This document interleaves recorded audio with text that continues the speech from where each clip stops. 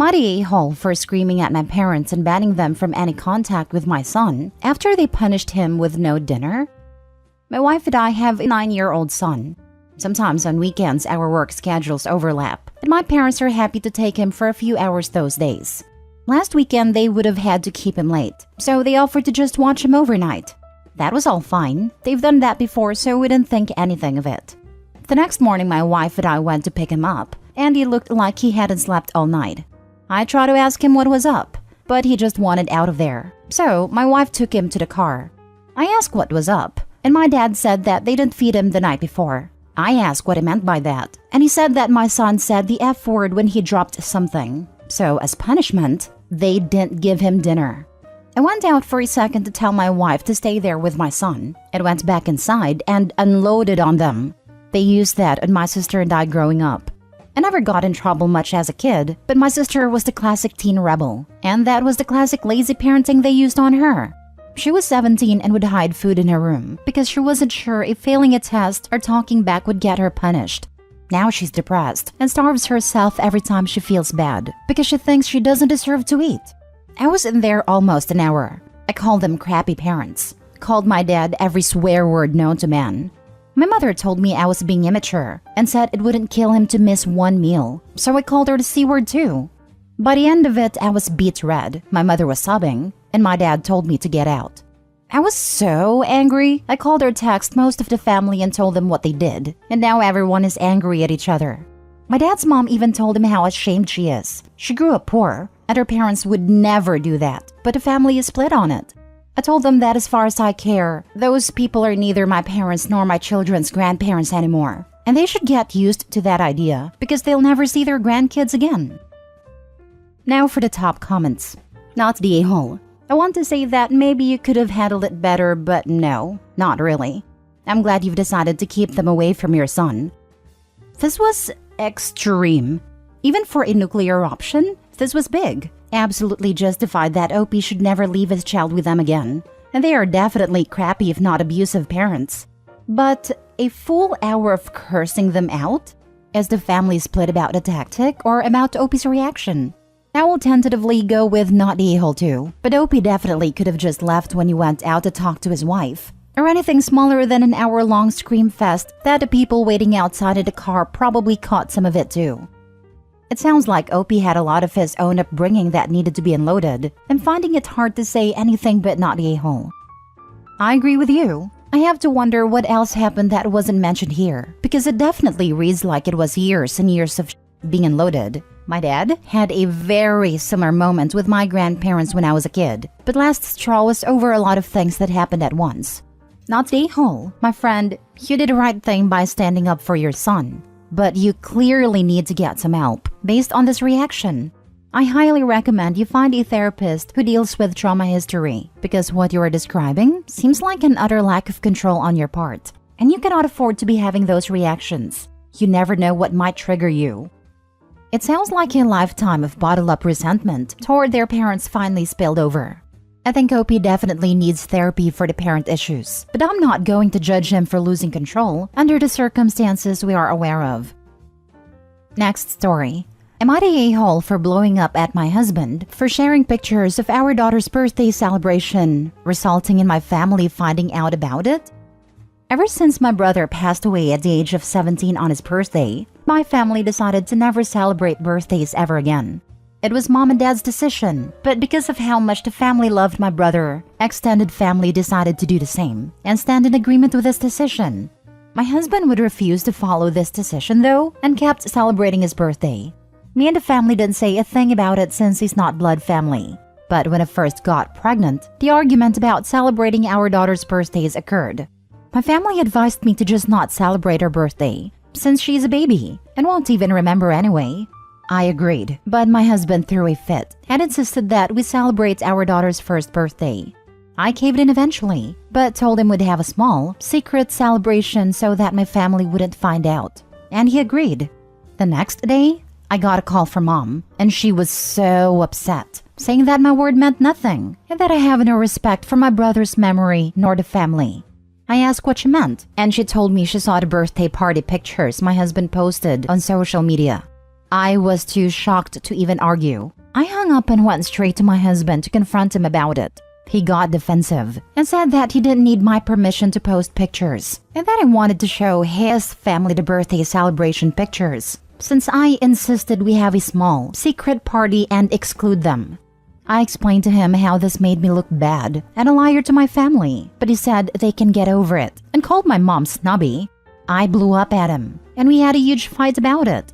He started sulking later and said I ruined the memory of our daughter's first birthday for him and verbally mistreated him with how I lashed out. But I solely did it out of frustration, knowing that what happened caused a massive problem between me and family. Now he's expecting an apology from me. Am I the a-hole?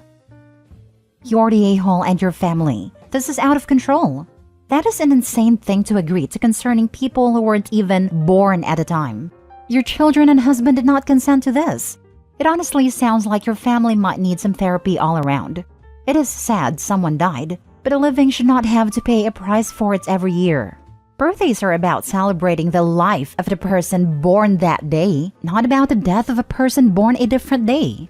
I bet your brother would be appalled this was his legacy, telling everyone that their lives isn't as important as his. You do look bad, and you are a liar. You should have stood up and said, "We're celebrating the life of my daughter," to your family. Go apologize to your husband. I feel like this would make a child resent the memory of their uncle more than anything. Right? This is so disrespectful to that young man who passed away. If I found out my memory was being used and excused to deprive my family, and literal babies, of joy and celebrations and birthdays, I would hunt the heck out of everyone. You're the a-hole, and so is your birth family. Whole generations should not be made to mourn someone they've never seen, and neither should it be binding on the descendant's brother-in-law or niece. I'd suggest you tell your family you're finally done mourning your brother. Your daughter is entitled to have her birthday celebrated. I can just picture in 5 years the lovely conversation you'll have. I know your schoolmates have birthday parties, birthday cakes, and birthday gifts, and you can't have one. That's because your uncle's dead. Yikes. It's time to stop the madness. You're the a-hole so hard. So any kids you have are never ever allowed birthdays because your brother died? Your family all need counseling. It reminds me of a political dictator's dying wish. It's absurd. Except I strongly doubt the brother would want this. Imagine knowing your family and their future families never celebrated another birthday. Next story. Am I the a-hole for getting my daughter an apartment versus letting her move back in? My 45 female daughter, Mallory, 24 female, got married 3 years ago, and she has 2 children, 2 and 6 months. Recently, her husband revealed he's been cheating on her and is leaving her for another woman. They rent a house, but due to my daughter having no credit at the time of moving in, only his name is on the lease, and he is giving her 30 days to move out. Mallory is understandably distraught. I've been doing all I can to comfort her. She asked if she could move in with me, explaining she'd have the kids every other week. She assured me she isn't looking for childcare, as both kids are in daycare. She offered to pay rent and chip in on groceries. Now, I have always raised my kids to be independent. I didn't kick them out at 18, but I did encourage them to start doing things on their own. Mallory moved out at 19, moving in with her soon-to-be ex. My sons are in college, and plan to move out after graduating from college. They're both freshmen at the same university. I asked Mallory how her credit score was. She said she could reasonably rent, so I offered to pay first month, last month, and a deposit, along with 6 months' rent. She said it's not about the money. She's not wealthy by any means, but she does well for herself. And her ex-husband is already agreeing to give her money weekly, even before they go to court. She just wants emotional support. I told her I could do that with her living in her own place. She started to cry and said she just needs her mom right now, but I told her she was going to be okay. Now my sons are angry with me. They pointed out I have plenty of room, that Mallory has offered to pay rent. She's also not the type to shrug off responsibility of the kids, and the toddler is well behaved. To me, that doesn't matter, and they called me heartless. Am I the a-hole? Now for the comments. This is difficult for me, because you are reasonably helping your child out. The problem for me is this is less about them needing a space to live, and more about them needing you. For all intents and purposes, you are pushing your child away. Anytime I needed help like this, my mother was there to catch me. I live with my mother right now because she's in her late 60s and she was lonely living alone. I still manage to be an independent adult while living with my mother. I have friends. I go to work. I often leave to hang out with other people. I also drive my mother around and run errands for her as she needs, as well as stuff like cutting the grass and clearing the snow. I personally feel like you are being heartless. It's gonna be funny when you need your kids and they blow you off. You're the a-hole. Right? I have a feeling that they will be telling her, as they drop her off at the nursing facility, that living with them would be a step backwards and would compromise her independence. Yes, Opie's shooting herself in the foot because daughters usually are the ones left to take care of parents, especially the mother. Many sons do step up too, but my experience has seen daughters doing it more. You're the a-hole. This might be an unpopular opinion, and yes, you are 100% entitled to your own space and boundaries, but your daughter is asking for help. She even specified that she wants emotional help. Her husband just admitted to having an affair and is leaving her and appending her life and the lives of their 2 small children. Her entire world has just flipped upside down. She now has to readjust her entire life, her kids' lives, and if their youngest is only 6 months old, do all of it while still in postpartum time frame, which means extra hormones, baby brain, and everything else that comes with having a baby at home. If you want your boundaries, give her a time frame, like 3 to 6 months to start sorting herself out. But the way you say you handle this makes you sound heartless. Yeah, this is maybe reading way too much into the situation, but if she wasn't being gently but consistently pushed out of the nest, maybe she wouldn't have needed to shack up with a loser. You had kids. It's an obligation for life. Hopefully, she takes her commitment to her children's mental well-being more seriously than her mother ever has.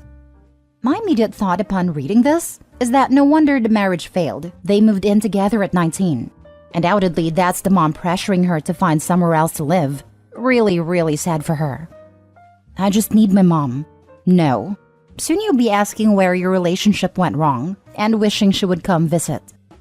Last story. Am I the a-hole for not charging my son rent on a home he partially owns?